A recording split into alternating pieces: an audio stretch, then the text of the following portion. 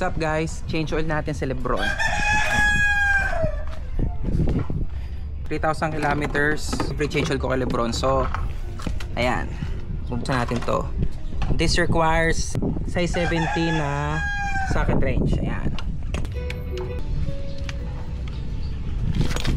masikip to para payment. Hindi pala 17, 19. Aray. Sumalog na, patagasin lang natin. Dahan-dahan kasi mainit pa to. Mainit. So patuloyin lang natin to mga isang oras. Tsaka natin tatanggalin tong oil filter. Ayan, ang oil filter. Sobrang dumi. So tatanggalin natin siya gamit to. May plastic pa. So pantanggal talaga siya ng oil filter. Hello, say hi! Sambara, dali, papakita natin. Sa kanila, huwag ka maingay, huwag ka magulo. Hello guys. Hello. Try muna natin tanggalin gamit ang kamay. Dito, paikta doon. Dito. Wala, nanggugulo yung mga pamangking ko. Hello. Oh, tabi dyan, tabi. Kaya naman ang kamay, guys. It's raining guys. I think we are not surviving.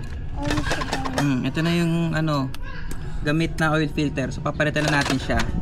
Hey. Gulo ng mga pamangkin ko, hintayin ko lang mag-drain yun. So yan, babalikan ko kayo. So tapos na siyang mag-drain. Kita nyo naman, wala nang natulo. Side na. So babalik na natin yung drain plug. Make sure na yung drain plug is napunasan nyo na walang dumi-dumi. Parang ganito. So babalik na natin. Kakabitan natin yung oil filter. Siyempre make sure na nalinis yung dadalhin yung kabitan ng oil filter.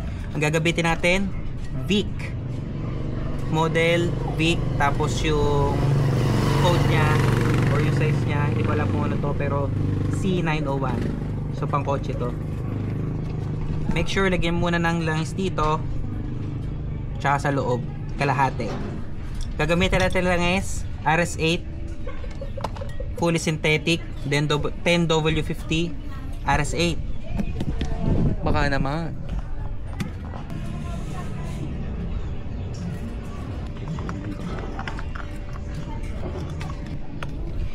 Okay na, magsasala na tayo ng langis.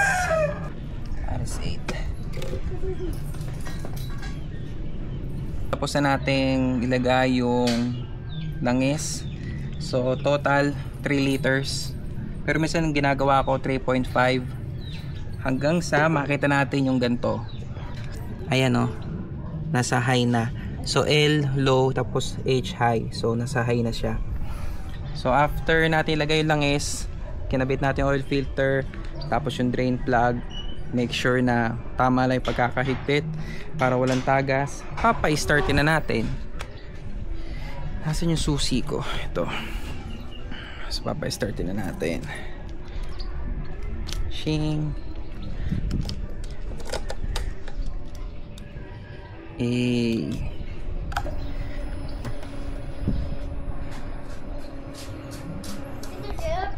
So papa-startin na natin para umikot yung bagong langis. Then stay lang tayo ng mga siguro 2 to 3 minutes. Ha? Nagbabalag si Tito. Wait lang, nagbabalag si Tito. Gulo na pamangkin ko. So 2 to 3 minutes lang hanggang sa umikot yung langis, uminit ng konti. So yun na. Goods. Thank you for watching. See you next vlog. Peace.